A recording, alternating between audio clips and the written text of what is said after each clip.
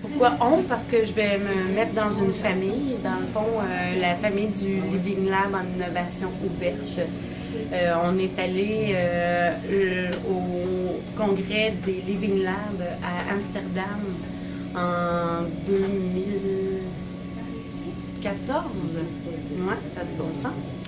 Puis on est rentré dans un Fab Lab qui est le VAG Society. Puis quand je suis rentrée là, j'ai vu qu'on avait le potentiel d'avoir ce genre d'infrastructure-là à l'intérieur du cégep de Rivière-du-Loup. Donc, je dirais que le déclencheur, ça a été VAG Society. Puis, depuis ce moment-là, on a fait des gestes pour amener notre direction à aller visiter EcoFab à Montréal. Ensuite de ça, on a fait des lectures sur l'âge du fer. On a découvert les Fab Labs, et je voyais le potentiel dans un cégep dans lequel on a des programmes en art et en design. Et aussi au niveau de toute notre communauté, j'aimais l'esprit que ce soit un lieu de rassemblement, puis que faire les choses ensemble plutôt que de le faire dans nos sous-sols, ça devienne quelque chose de commun. Donc pourquoi on a décidé? C'est un amalgame de plein d'éléments, puis des gens qui nous supportent tranquillement pas vite. Puis on n'a jamais lâché, on a toujours cru, donc voilà.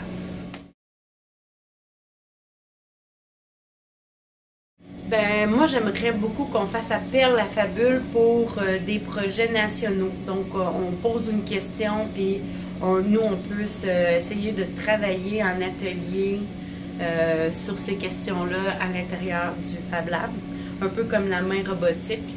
Y a-t-il d'autres choses qu'on peut se poser comme question? Ça peut être sur les gaz à effet de serre, mais qu'on puisse créer un mouvement national, puis savoir qu'on peut se répondre, puis qu'on documente tout le monde ensemble au même endroit. Je pense qu'il pourrait y avoir une motivation. L'autre chose que je trouverais intéressante, ce serait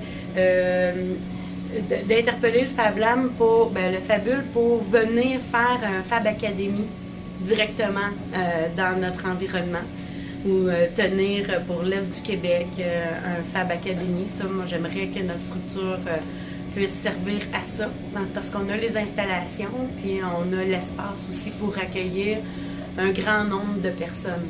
Donc, on a des résidences qui peuvent être utilisées, on a des salles de classe, donc on peut recevoir, mettons, plus que 50 personnes. On pourrait avoir 100, 150, 200 personnes, puis ça peut être même au-delà de ça, pour vivre un événement comme celui-là. Puis aussi pour la vitalité. Je voudrais que pour faire partie du groupe pan-canadien,